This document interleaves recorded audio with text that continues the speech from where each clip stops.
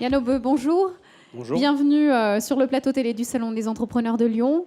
Vous êtes cofondateur et co-gérant de l'entreprise Au Fil du Temps, une agence spécialisée dans la communication web et basée à Rieux-la-Pape. L'occasion pour nous, sur ce plateau, de parler des entreprises basées en ZFU, les zones franches urbaines. Alors, avec ça, un point sur votre entreprise.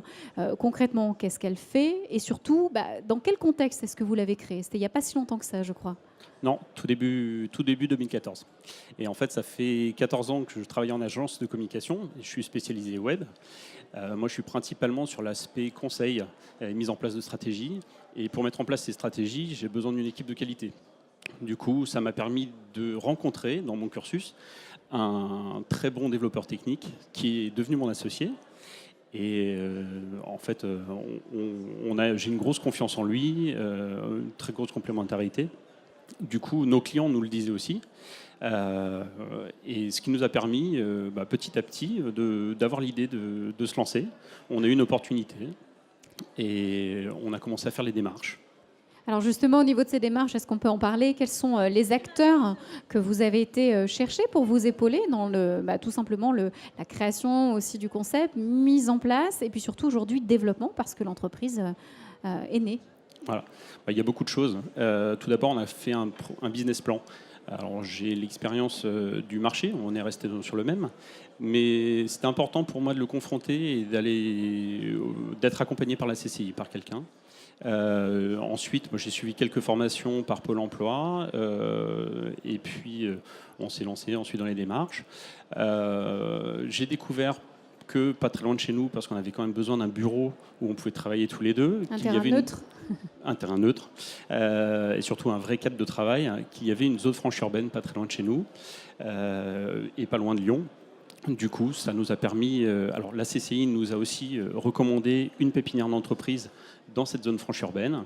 On y est allé, on s'est aperçu que c'était Alors l'idéal. quels sont les avantages concrets pour des jeunes créateurs d'être dans une zone franche urbaine, ou plutôt une pépinière d'entreprise, parce que l'un ne va pas sans l'autre dans votre cas? C'est surtout quand on se lance. Il y a bien sûr l'aspect économique. On a un bureau aujourd'hui qui est à un prix très avantageux. Après, ça dépend de la taille du bureau, mais il y a un gros point fort, c'est aussi qu'on peut grossir petit à petit et changer de bureau. Donc ça, c'est un gros point. On a un suivi de la CCI, on a des personnes qui nous accompagnent, donc c'est super chouette sur cet aspect-là. Et il y a l'aspect humain, où c'est un vrai... on peut partager avec les autres entrepreneurs. Donc on a tout ce qu'il faut pour réussir.